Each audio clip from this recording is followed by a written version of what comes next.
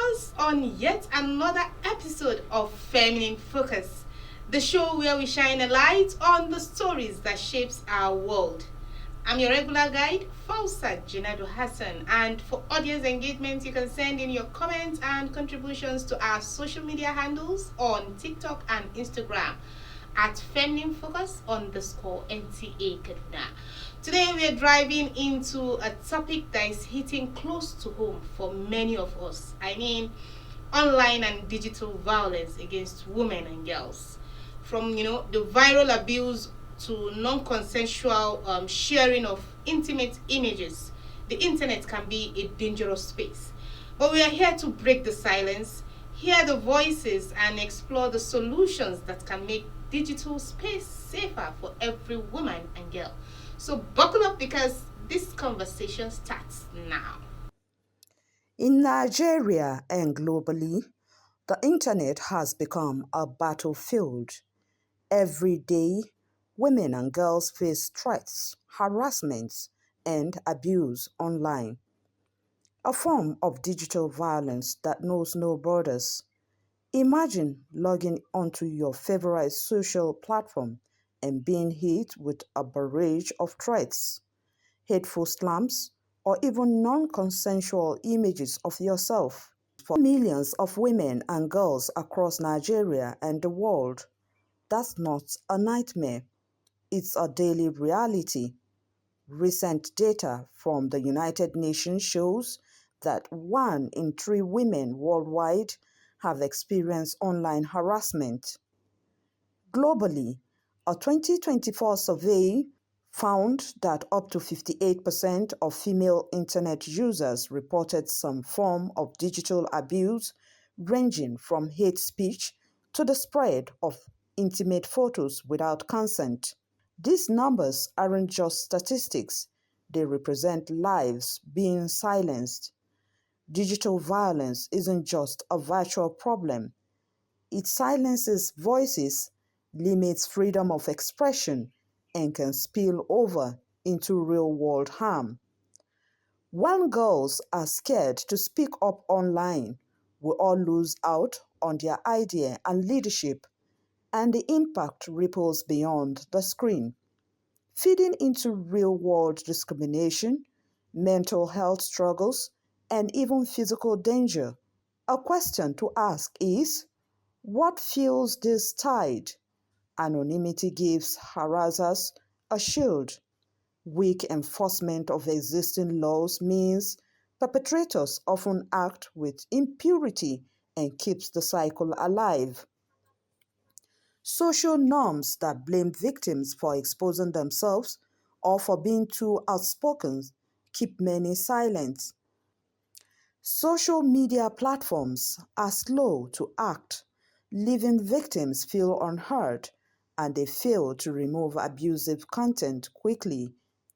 Activists, NGOs, and some tech companies are pushing for stronger policies, better reporting tools, education campaigns, and better support systems for survivors. The Nigerian government recently passed the Cybercrime Act amendment aimed at protecting women online, though implementation remains a challenge. Ending digital violence requires a collective effort from lawmakers and platforms to families and individuals. In a moment, we'll hear from a leading digital rights advocate who's on the front lines of this fight on how we can create a safer digital space, and then we'll take to the streets to see what everyday Nigerians think about online safety.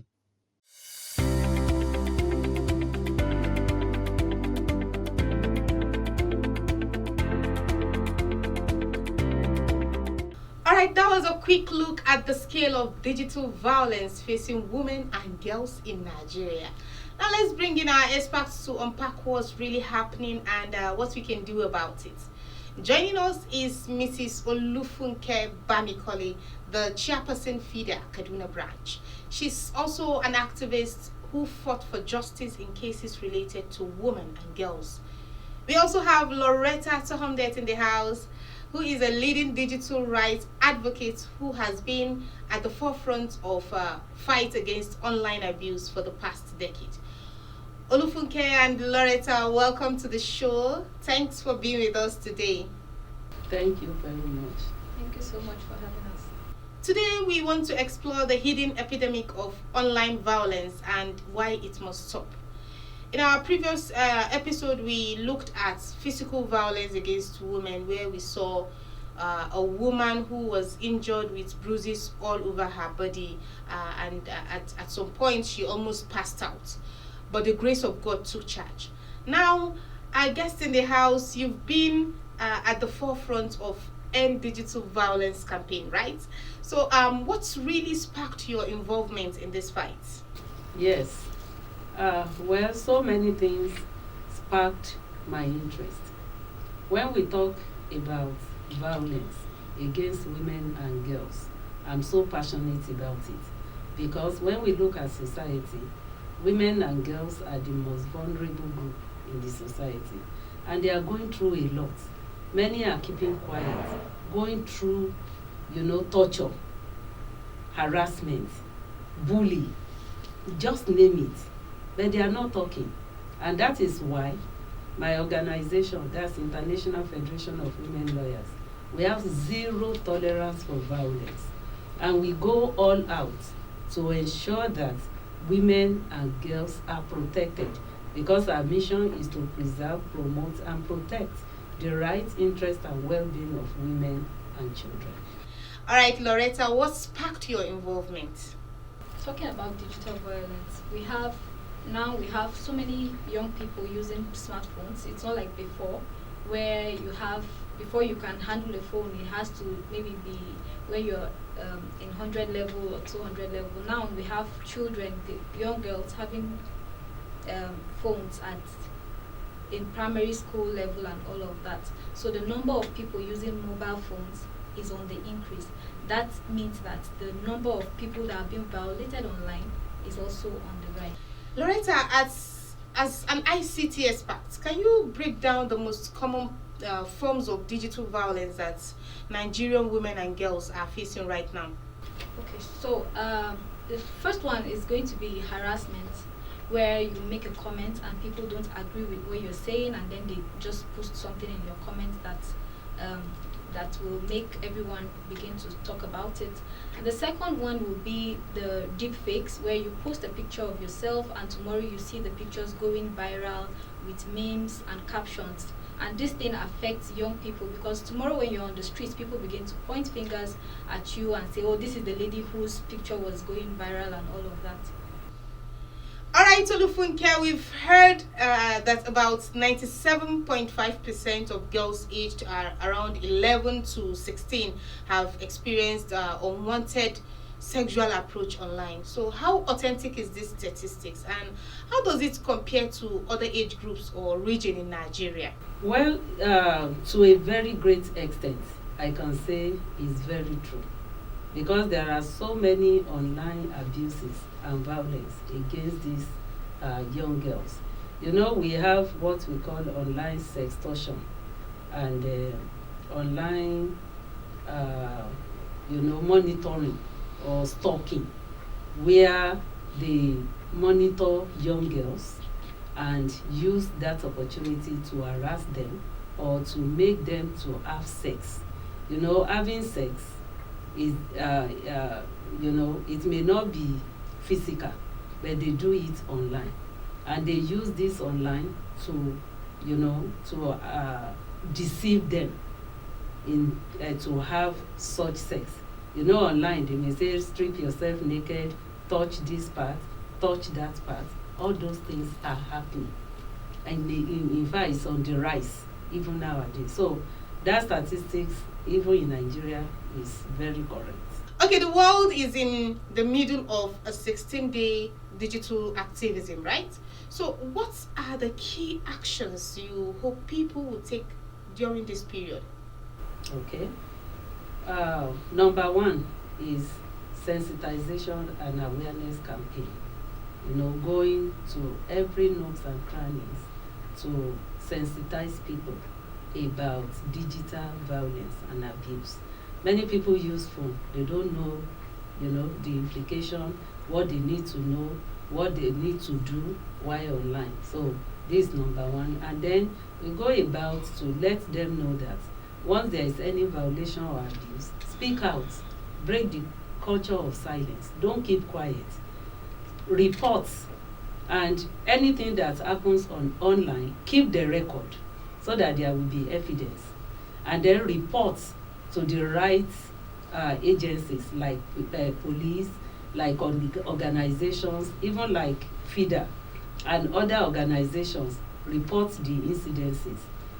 Don't keep quiet so that sanctions can be meted out to the abusers, and it will serve as deterrent to others. And also we go about to educate people things to post online so that it won't amount to abuses or something. And we realize that there are some that are doing things legitimately, posting their stuffs online, but some people will creep in and be making negative comments. When such happens, they should report immediately so that the right step will be taken. Okay, over to you, Loretta. The Cybercrime Act amendment was passed earlier this year.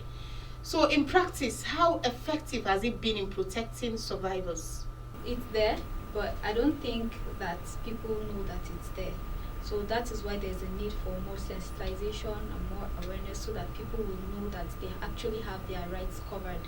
So the more sensitization we have out there, the more people are aware, because a lot of people are actually being bullied online, but they don't even know that they're bullied online.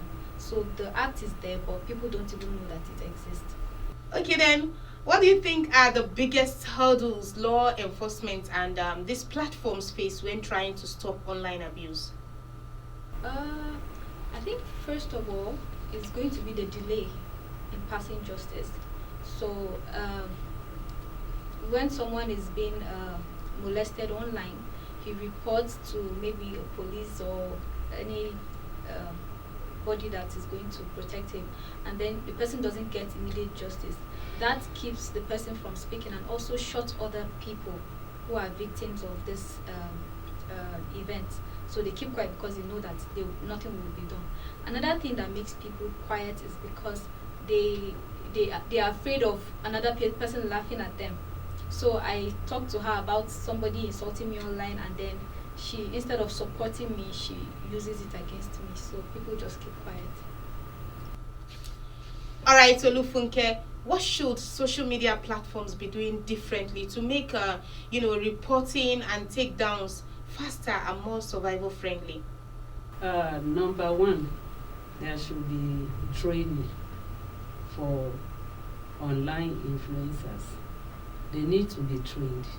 They need to be taught what to do. There are so many influencers, they just felt that I can do this just to, online, so that people will know this and that, and they gained popularity online. So they need to be trained.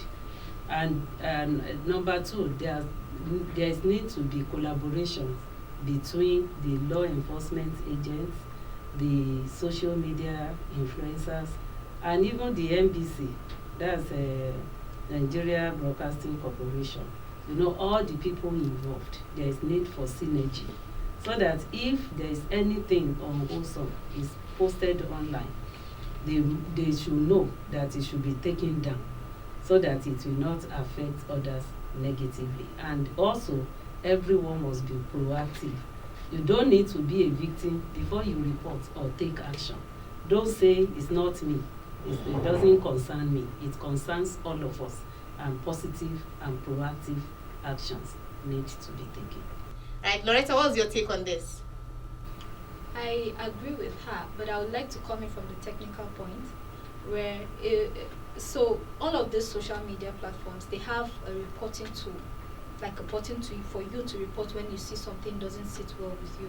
So any tool that you see doesn't have those reporting tools, don't even go there, don't even use them.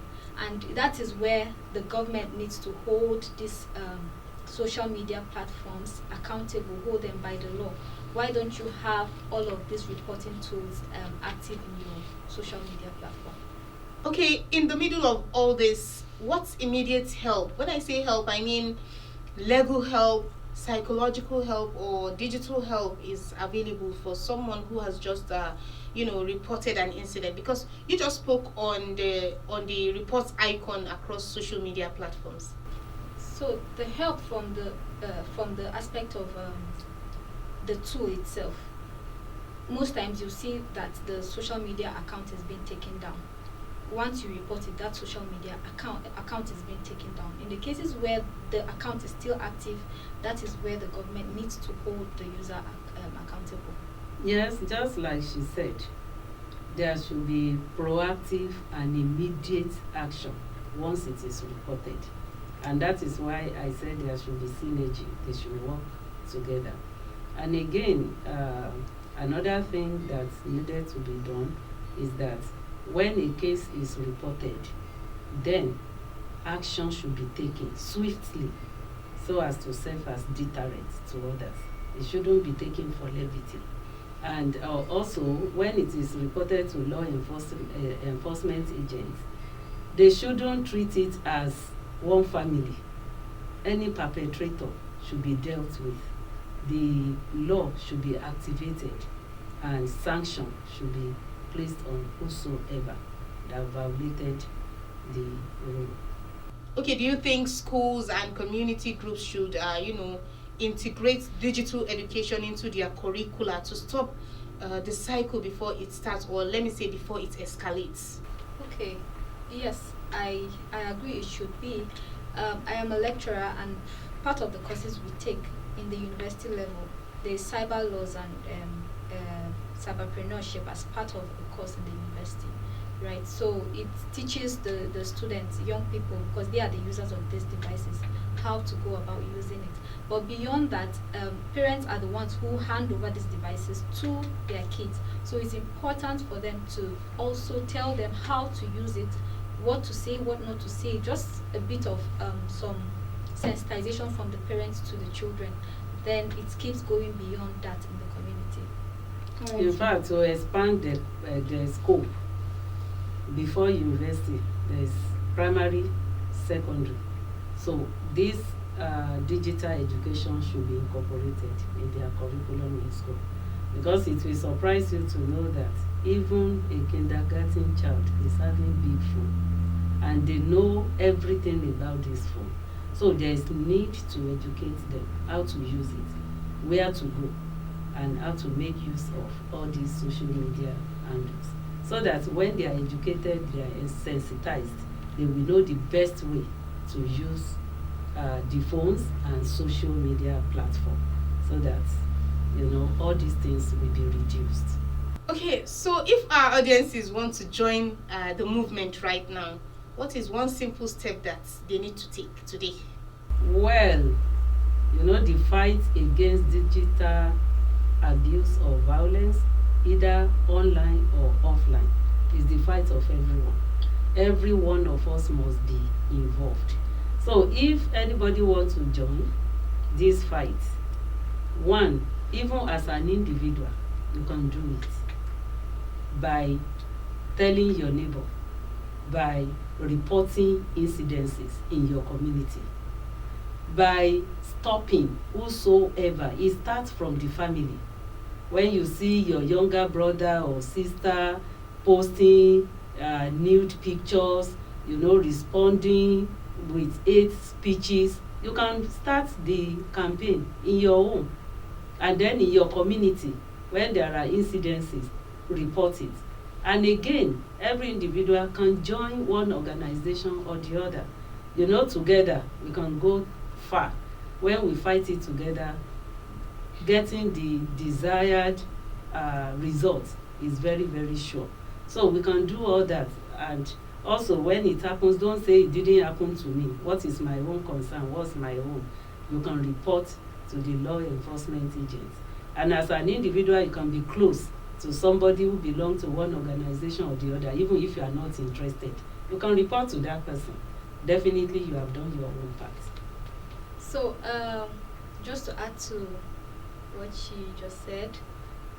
This 16 days alone is not enough for a device or platform that people use 365 days a year. So it is something that people should do every day. Like I said before, teach people. You have children, you give them this device. Before you give them, tell them, I don't want you to use this device to do anything like this, like that, and they know how to put their place. So it's not something you do just because it's the campaign period. No, it's something that you do every time. And again, sorry, please, after teaching them, you monitor. You know, not only to teach them, this is how to use this, monitor. Just check what they do, how they use it constantly.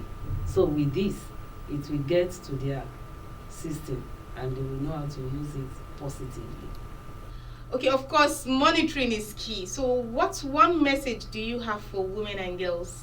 Well, one message I have for women and girls is that women, girls, always remember that we are special in God's eyes.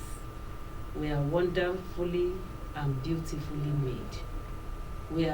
God has placed a wonderful price on us. Let us dignify ourselves by doing what is right. Let us not involve ourselves in anything that will bring down our dignity and integrity. And be friends with your children as mothers now.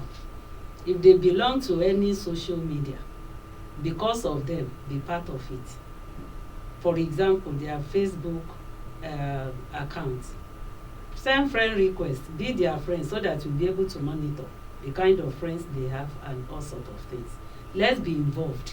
If you are not a social media person, you can still do it offline to monitor what they are doing. Let's not just leave them on their own.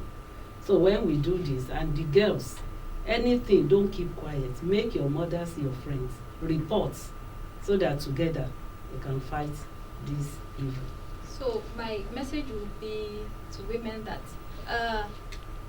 the first will be not to seek validation from strangers online, because people when you post your images and then you're waiting for people to comment to validate whether you're beautiful or you're not beautiful. Meanwhile, the people behind those devices they don't believe in themselves.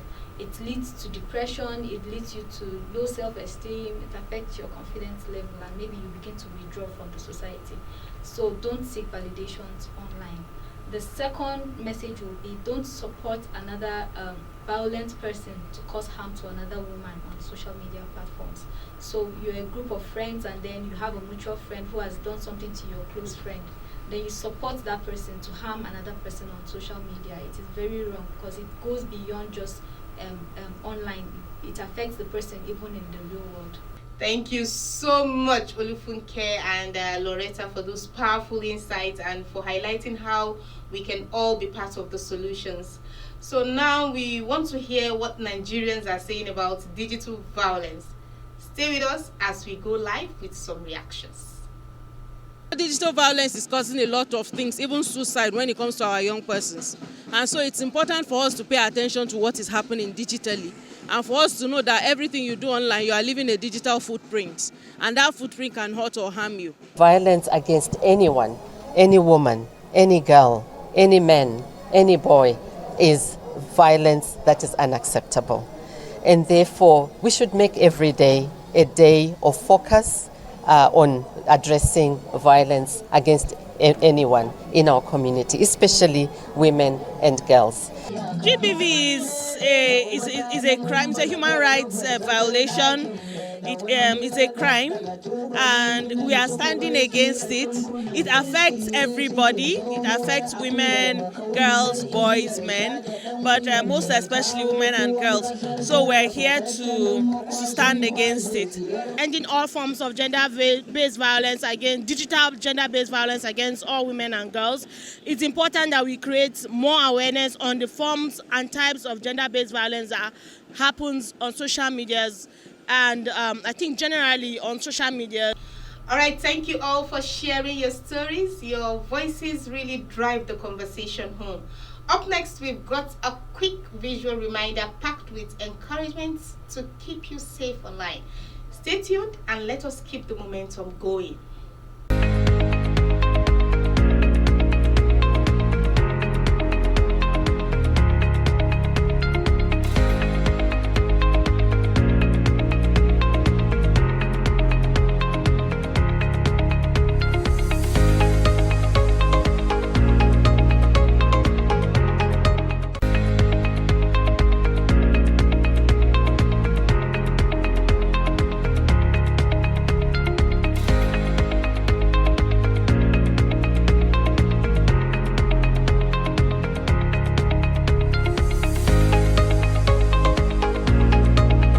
Alright, viewers, that's our time for today. Thanks for sticking with us. From the hard facts, to voices of women and those practical tips.